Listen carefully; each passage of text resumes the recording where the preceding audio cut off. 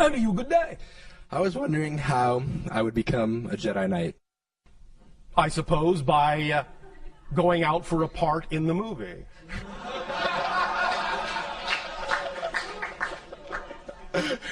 What is a Jedi Knight to you? Well, what's your definition of that term? A selfless individual who can feel the life force of other people and beings around it, I guess, of anything, and can When you say selfless, what do you mean? They do good for others. They do things for the benefit of others without doing it for themselves. But you understand that when you do things for the benefit of others, that is actually the best way to benefit yourself. Yes, I understand. So you are not selfless. So I'm very selfish then. And you're not selfish. You can, however, simply become self-contained. So the idea is that you understand you are connected to everything, and when you understand and behave that way, you will know you are included because you are a part of everything and cannot be left out. Therefore, you don't have to focus on yourself. So if that's what you mean by selfless, then fine.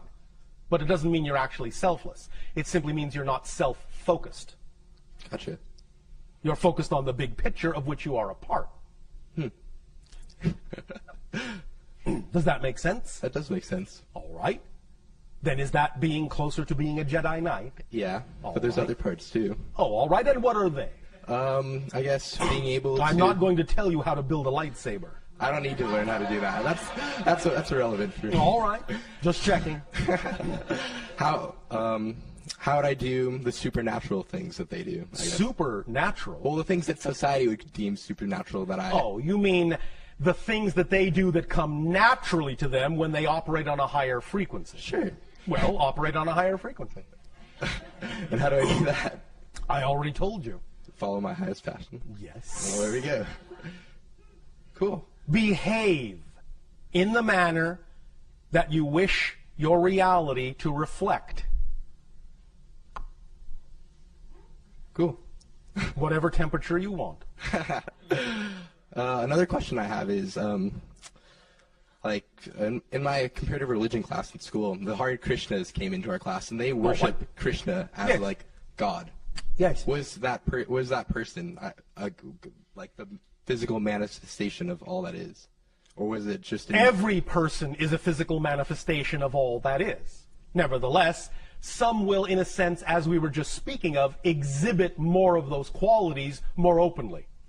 Thus, then, they often become, in a sense, well, focal points for that idea. However, because of the kind of belief systems that many humans have been taught on your planet, they often then, instead of actually getting the point, they worship the person. They worship the person. Because the point of any of those advanced teachers is that you are Krishnas too. You are Buddhas too. You are Christs too. And they all say as much, but most people ignore that part of the message. And just worship and proselytize instead of actually behaving as if. You follow? Yeah. Does that help? That does help. Another question I have is... You follow? Yeah. Does that help? That does help. Another question I have is... a monk came to our class too, a Buddhist monk, and he said Nirvana was different than enlightenment, and that the Buddha achieved Nirvana, which is he ended all suffering forever. His being. Is that... Again, the idea is that you have been given many examples of how to create certain states of being for yourself in which you do not have to experience the idea of challenge as suffering. Whether you allow yourself to begin to behave that way and take on that state of being is completely up to you. But you have been demonstrated this many, many times by many teachers. So in that sense, that's the way to understand the statement. They've done this for you. So you don't have to do it again. But you can choose to do it again. You can choose to suffer. But because they've already demonstrated how you don't have to, you don't have to. Cool. Yeah, I gotcha. Oh, all right. You like that temperature, don't you? Yeah, I do. All right. Thank you. Wait, one last one. One more question. Okay. So you've talked before that we're moving through time and space. Well, in a sense, that's your experience. And however fast you can, let's say you're moving 50% through space, 50% the speed of light. Yes. That means your time is 50% And slowing, space right? is 50%. But Yeah. the speed of light is a speed limit. It's a speed limit of your particular dimensional reality. But it's the border between your dimension and another one. But I can imagine a speed higher than that. And there is. Oh, okay, that makes sense then. It's just that within your dimension, that's the upper limit of your physical reality. It doesn't mean there aren't faster speeds in other realities, in other dimensions. Could I change it in my reality? Or is that... You have to shift to that other dimensional reality in order to experience that, because it doesn't, in a sense, have relevance in your physical reality. Okay. Instantaneous teleportation has been experienced by many individuals, even on your planet. That's shifting to another dimension where this so-called concept of speed has no meaning. You simply are here, then you're there. No traveling in between. That's awesome. So it can be called infinite speed. Make sense? It does. Thank you. Another question from a News for the Soul listener. Oh, all right. You said we make good TV. Yes. How do you see us? Like this. Sometimes like this. Sometimes like this. Can you be more specific about what you mean by that question? Yeah, I guess the question is, how do beings that are outside our planet see us? And well, we have see different our ways behaviors? depending upon the being. Right now, we are simply perceiving your energy patterns. We are seeing you in a holographic kind of format that allows us to connect into what we need to connect into of your collective consciousness in order to download information to you that you have requested. So we're not so much seeing you just physically, per se. We're not really seeing you, in a sense, physically at all. We are seeing you vibrationally as a series of patterns that are interpreted in our consciousness in a variety of holographic conceptual ways, depending upon what is being communicated. Are there beings that have, like on their spaceships, screens where they can see what's going on the planet? Yes. So how are they doing that? Well, again, there are a variety of technologies depending upon the civilization. One civilization that does that has the ability to understand, well, let me back up. We have to some degree explained to you how our spacecraft work, in the sense that it is all about vibrational resonance location. The idea that every location has a vibrational signature, and that an object doesn't exist in a location. An object, in a sense, contains a vibrational locational signature that makes it seem to occupy space in a particular place and time. But the location is one of the variables of the object's equation, energy equation.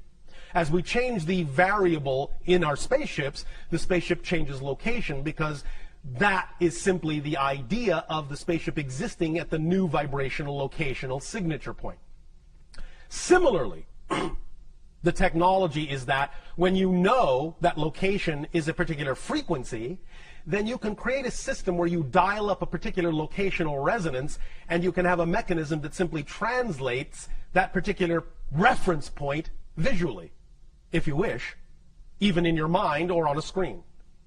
Does that make sense to you? Do you understand what we are describing as a technology? Yes, it sounds very interesting. I mean, are people being watched while they're walking around in the privacy of their homes? Sometimes.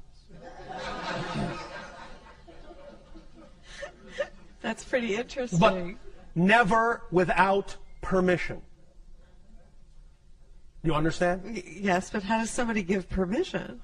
Sometimes they give permission on another level. Oh, like a dream state. The physical mind may not be aware of the permission that has been given, but the permission has been given. And again, it will always be done, at least on our behalf, relatively unobtrusively. Privacy will be maintained where it is truly desired. So what would be the purpose of watching someone? Learning. Like how humans do things? Yes. And there are other reasons. Observing what humans are, in a sense, absorbing of the information that they have learned, how they are applying it. Because sometimes we have recognized that humans will apply information differently in private than they do in public. So we learn a lot about you in private that we don't get a chance to learn by watching you in public. And that's why we say you make good TV. Because there are often great dichotomies between your private persona and your public one. And we learn a lot about who you really are and what your personality really is all about by observing the private one in certain contexts. Yeah, I can see that. That's really true. So Yes. That's cool that you guys can do that. Again, not without permission and not without there being a reason, in a sense, that will ultimately serve you in a positive way. Right. That's We have no wonderful. purpose or reason to simply be invasive. Yeah. It no. is only being done because there is a mutual agreement that what we are doing will benefit you in some way, shape, or form. That's wonderful, Bashar. Thank you. Thank you. Hello, Bashar. And a you good day. How do I experience past and future and now? Have you ever had the experience called deja vu? Theoretically, but not consciously, that I can recall. You have never maybe I did, experienced maybe that I didn't. sensation. I Is know that what what you're you're saying? talking about, but I can't really recall the real experience. Oh, all right.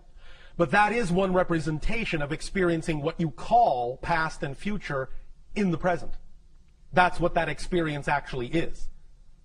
Because when you have deja vu, you know what is about to happen because you feel it has happened before. You are experiencing the idea of the timelessness all at once, that everything exists at once. So really, the more you live in the moment, the more you live in the present, the more you don't focus on the idea in a negative way of future and past, the more you will experience the timelessness of actual existence. The more malleable, plastic, and slippery space and time will become. The more synchronistic experiences you will have. Synchronicity is another symptomology of collapsing the idea of space-time into the now. Because everything is one. Everything is connected to everything else. Synchronicity is space-time's way of showing you that everything else. Synchronicity is space-time's way of showing you that everything is connected as best as it possibly can. Even though it may still be presenting it to you in a so-called linear fashion, one synchronicity after another, that is at least a more collapsed version of experiencing space-time, the experience of synchronicity itself, than a typical stretched out linear format. Does that make sense? But is this includes, for example, past lives, past experience? Again, remember, there is no real past. There is no real future. Everything exists now. The analogy we often use is your own television set. If you are sitting down watching a TV program, you know that at the same moment, there are still hundreds of other programs that exist at the same time. They're not really in the past. They're not really in the future. You may not be perceiving them because you are tuned to one particular channel. But if you change the channel, you'll see that another program exists at the same time as the program you were just watching. Reality is like that. All the lives, all the experiences are going on right now. The more you understand and wrap your mind around that concept, the more you will actually start to experience reality that way. Make sense? Yes. So, more analogies, the more symbols, the more analogies you can create to explain the idea of the simultaneity of existence to yourself, the more you can understand that construct of nowness holographically, the more you will actually start to experience your reality that way. Makes sense. Thank you. And, Thank you. That's why we also use the analogy of saying there really is only one moment in creation, just one moment. What appears to you to be different moments is actually the same moment, but from a different point of view. It's all the same moment. There is also only one thing in creation. All of it. Just one thing. Experiencing itself as a multitude of things. But it's just one thing. Even physically, there is only one thing. We have explained this before by the concept we refer to in our reality as the prime radiant. Imagine. We know your scientists tend to talk in particles, subatomic particles. Now, we know that they know that it's not really a solid particle, but for the purpose of illustration, it will do. Imagine this. Imagine there is only one particle in all of existence, and there's nothing else. Just one particle. Because there is nothing else to relate to, the particle has no mass and can move at infinite speed. It has no limitations, it has no barriers, there are no laws to govern it, because it's the only thing there is. So it can do anything it wants. So if it can travel, this one particle can travel at infinite speed, that's another way of saying that that particle can actually be everywhere at the same time. You understand? Yes. So if a particle can be everywhere at the same time, it can appear to be multiple particles, but it's actually the same one particle. And everything that is made up of particles is actually made up of the same one particle, moving at infinite speed. So you actually are the other person's body. You actually are the chair. You actually are the light bulb. Because all those things, you are the star. You are the other planet. Because all those things are all made up out of the same one particle that everything is made up out of. So everything is here. Everything is now. Everything is one.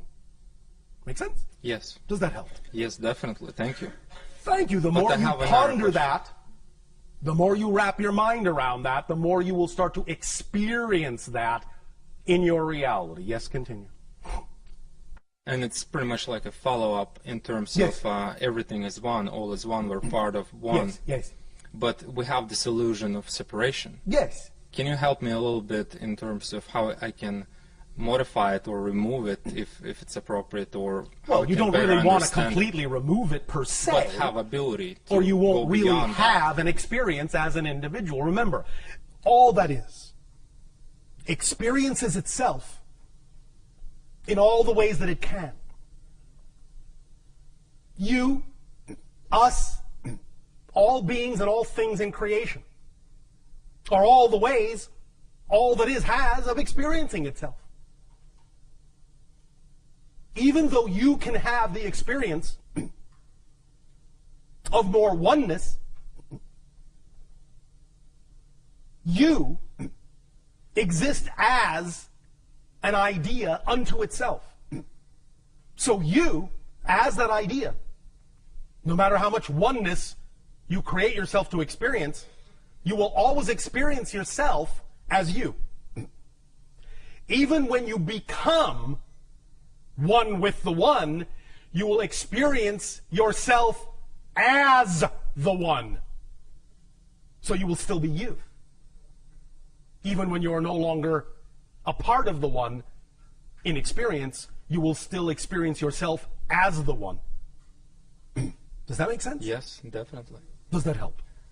But I was asking more in terms of practical application, in terms of, for example, feeling the trees and walls and go beyond that. Yes. How I can develop this? Again, wrap your mind around the idea that you are one. Invent in your imagination ways in which to represent that to yourself more realistically. And use that imagination. That's what your imagination is for. Your imagination is keyed to you, to your frequency. Whatever methodology you come up with that allows you to feel more at one, use that. Use what your imagination comes up with. Your imagination is the conduit between your higher mind and your physical mind. Your imagination is the conduit of communication between the two.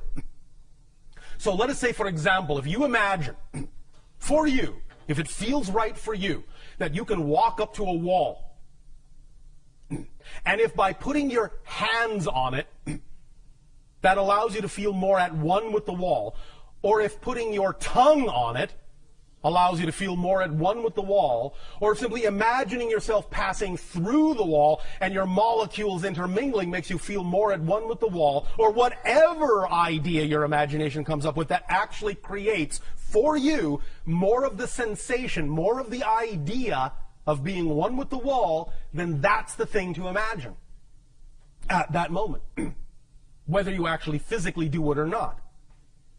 Because the idea is that some of these things are not always relevant to experience literally physically. Some of them are just things that lure you in a certain direction to get you to move in that direction, perhaps for other reasons. Sometimes the things that excite you just to get you to move in a certain direction, not because the thing itself must come to fruition in a physical way. Because your higher mind knows how stubborn the physical mind can be. So it will sometimes allow certain things to come to fruition when they are appropriate to do so. Other times, the thing that excites you will simply be a carrot to get you to move in that direction because that was the most important thing for you to do. So if you're excited about exploring this concept of oneness, act on that and use your imagination to explore it in whatever way, shape, or form your imagination feels most excited about doing so. And for that moment, that will be the right way for you. And it will enhance the synchronicity in your reality. For that moment, that will be the right way for you. And it will enhance the synchronicity in your reality to give you more experiences of that oneness in whatever way works best for you. Does that make sense? Definitely. Thank you So very you really much. need to let your imagination fly. You really need to act out on your imagination too in many ways. Many times we have suggested to many of you, when you talk about doing the thing that excites you, to mock it up, to create a facsimile of the reality you say you wish to live in. Literally build it up around you to the best of your ability. Have representations of it everywhere that you can. Paste it up on your wall. But very few of you actually take the step of making that physical realization, that physical symbology. You keep it very mental. Acting it out acts as the completion circuit. It grounds the idea and lets your physical mind know that it actually has something physical to respond to as a vibration that is more representative of that reality you say you prefer. It's training your physical body to respond to that physical reality by mocking it up and existing in that simulated environment. It doesn't matter that it's a simulation if it makes you feel like it's real. Make sense? Yes. Does that help you? Yes. Thank you. And last question. Oh. I want to understand how the new point of consciousness got born, or new consciousness got born. Probably it's more like a point. Essentially this way. The so-called new point of consciousness is simply the awakening to the level of consciousness that you actually are naturally. The idea is that when you all chose to experience the idea of physical reality on Earth, you understood to some degree that you were going to go through a cycle of forgetfulness and limitation experience. But you are now at the end of that cycle. So you are remembering who you are. You're waking up and remembering who you are as spirits. That's what caused the idea of the spiritual awakening. You have almost completely finished with your cycle of forgetfulness. So it's just the end of a natural cycle and the beginning of a new one of remembering more of who you are and the expansion that simply naturally comes with remembering your true identity. Make sense? Yes. Does that help you? Thank you very much. Thank you.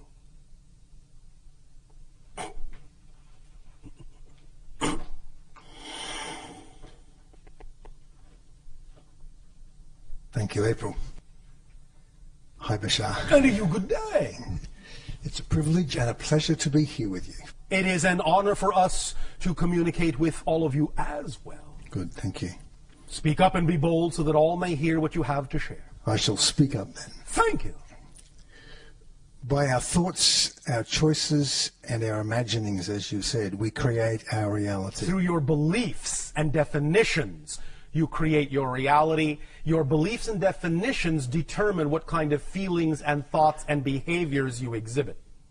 Right. That then reinforce the reality you have created with your belief. But belief is the blueprint. It's the first step. The definition is the key, not just the thought. I know that some people on your planet interchange those concepts and say thoughts create your reality. What they really mean is the basic fundamental belief creates the reality. What you believe is true is what you experience. Then your thoughts will go hand in hand to reinforce that. Good, yes, excellent. And so it's a very individual process, is it not? Yes, but there are collective components to it that you have all agreed to abide by in general. Which are prior agreements as to the structure of the earth and life and so on. Yes. Okay, good, yes. So if I create my reality and it is an individual thing within those agreements, within those prior agreements. Yes. I'm confused about the way in which sometimes you talk about the world that is, as if there's a world out there that we are all sharing. Yes. And all seem to be within this same world. Well, in a sense. We understand that sometimes the limitation of the translation of our thoughts into the human language may leave something to be desired and cause some confusion with regard to the definition of terminology. Nevertheless, there is a collective level to the agreement, and there is an individual level to the agreement, in whatever way you choose to experience it, in whatever kind of world experience you choose to believe you're having, which is also created by individual and collective agreement. Does that make more sense? Can you give us some more? The idea, again, is that when we say the world out there, we are simply referring to the idea of the illusion of physical reality. Yes. We know there really isn't a world out there. Yes. It's all happening within your consciousness. Yes. But when we use that term, we are more often than not referring simply to the idea of the experiential reflection, the mirror of physical reality that seems to be outside you. Okay. We simply don't always take the time to explain it in every single detail, assuming that you basically understand the analogy we are making without having to explain every aspect of it. But sometimes it requires a deeper explanation, depending upon the conversation. But fundamentally, we understand that it all takes place within consciousness, that there really is no outside. There really is no out there. But the experience of it is real, even though the thing itself is not. Does that make sense? Yes. So if I believe that the world is going to hell in a handbasket, then I inhabit a world that is going to hell in a handbasket. Then you're in the basket with it, yes. Yes. And if I believe that the world is not going to hell in a handbasket, I live in a world that is thriving and prosperous. Yes. Yes. Now, you have for many thousands of years, in your terms of counting time, in that experience, linearly speaking, agreed to have coexisting varieties of belief systems. Now that you are waking up, more and more, every day, bit by bit, you will start by selective vibrational resonance choices, slowly start to see, bit by bit, only the worlds that are more representative, only experience the realities that are more representative with the vibration of your overall natural choosing, rather than experiencing so many vibrations that are not representative of it. But for a while, and for a long time, in your terms of time, you have been willing to experience many vibrational reality ideas that are not necessarily aligned with your preference. And that will continue for a little while, until such time as you all really hone in on the frequencies of your preference and really start shifting yourselves to realities that are more and more representative and reflective of the vibration of your preference, and less representative and reflective of vibrations that are not. Make sense? Yes. And? when you use the term "you are waking up," Yes. it sounds like you're talking to all of us collectively here. Well, generally speaking, because if that were not the case, we probably wouldn't be having this conversation. Okay. But there's a version of me that probably didn't even make this meeting tonight, right? Correct. In some reality, you are not here. Exactly. And so there's... But that's not really you, in that sense. That's him. I understand. I understand. Good, thank you. Thank you. One last thing. Yes. One last thing. Yes. If I create my reality, Yes. then I am creating you. Yes, Correct? you are Correct? creating your version of me in order to experience me in your reality by collective agreement. Yes. I am not actually in your reality. Your version of me is. Yes. Just as I am creating my version of you. Yes. So in essence, we are both talking to ourselves. Yes. Good. Yes. Thank you. Thank you. Bashar, one of our listeners has this question that kind of fits in with what you're talking about right now. Oh, all right. How synchronous of them. Right. And you'll probably say you've already answered this. Maybe. Maybe not. Maybe not. To what extent am I making up my reality? Sometimes I feel like I'm making it all up and I'm the only one who is really here. Yes. Is that true? Yes. But remember, it's not this or that, it's this and that. You are making it all up, and you are doing it in concert with others who are also making it all up.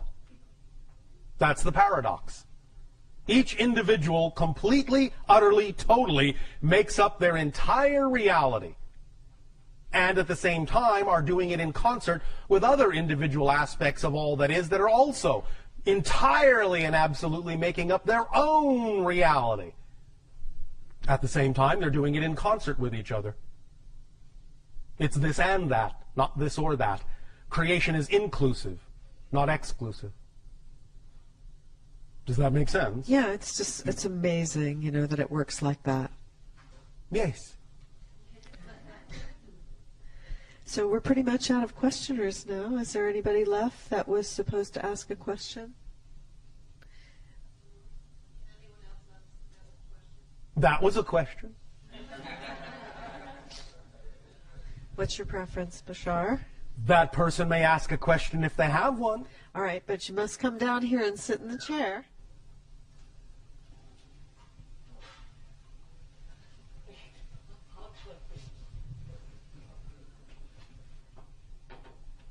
Thank you, Bashar. Thank you. Good day. And good evening. Oh, all right. Good evening. Would you say a little more about following your excitement in reference to the struggles we often experience with trying to act in our best understanding with what we perceive? Sounds like you're struggling with the sentence. Yeah, well, yeah. When there's a struggle between Yes. acting on what we believe is our duty, which duty. is not necessarily that exciting, Can you define duty? For example, Yes.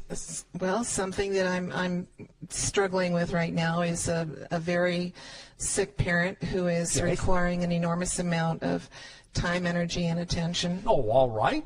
And it's very difficult for me under these circumstances to be acting on my excitement. Why? Because most of my time, attention, and energy are taken up by responding to her needs. So, why are you making an association between one situation and another? How can you not? Good question. You can not. All it takes is a little inventiveness and imagination and trust that where you are choosing to be is where you need to be if you're choosing to be there. Let's explore this. I'm going to give you an example we have used before.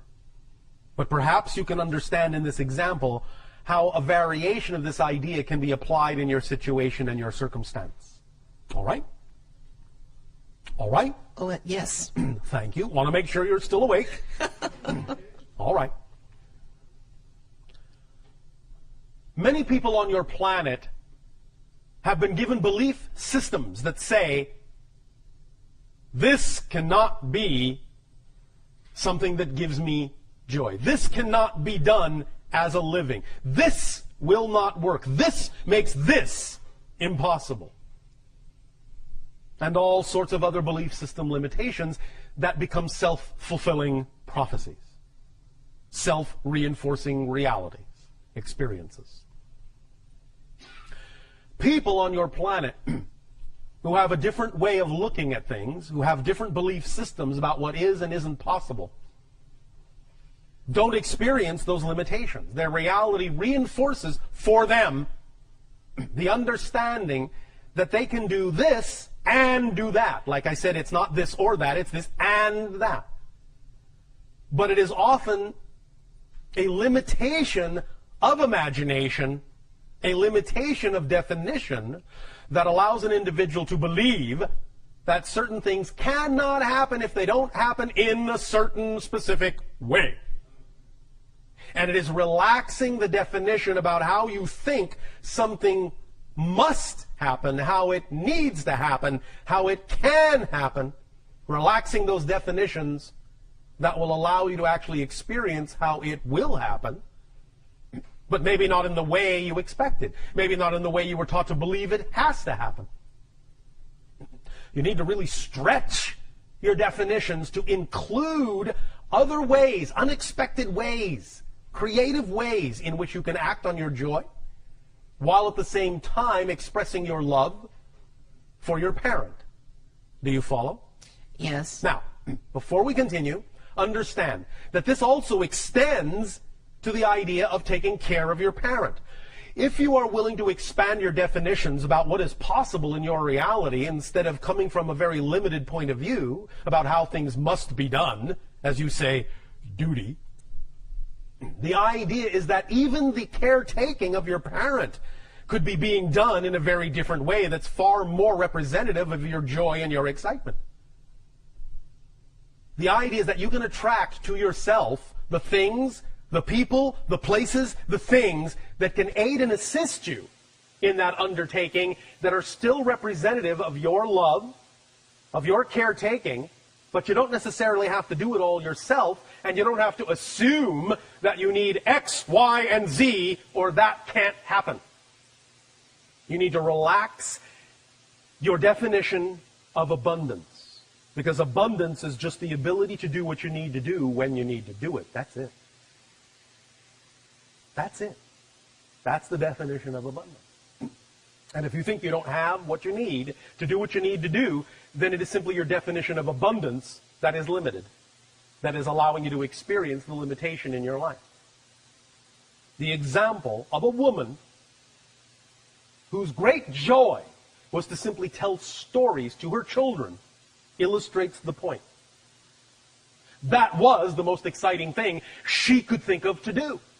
And she did it with absolute flair. It was her joy. So she put everything into it and told astonishing, vivid, imaginative, creative stories to her children. So much so that they began inviting their friends over to listen to these stories, and they became enraptured by these stories, captured by these stories, caught up in these stories. So much so that they started inviting their parents over to listen to these stories, and they became caught up in these beautiful tales that she would weave.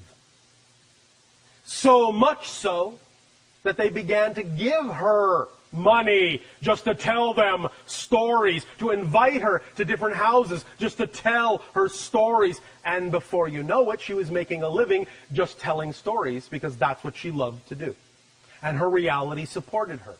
In that simple thing, she became capable of being completely and utterly and totally supported in her life. Whereas, if she had had the belief system that said, well, yes, I have time to tell stories, but how's that going to help me? How's that going to support me? How is that going to do anything when I'm stuck at home? If that's the way she had thought, she would not have had the ability to do any of that. But she didn't think that way. She didn't believe that way. She didn't even give it a second thought. She just did what was exciting to her, where and when she could.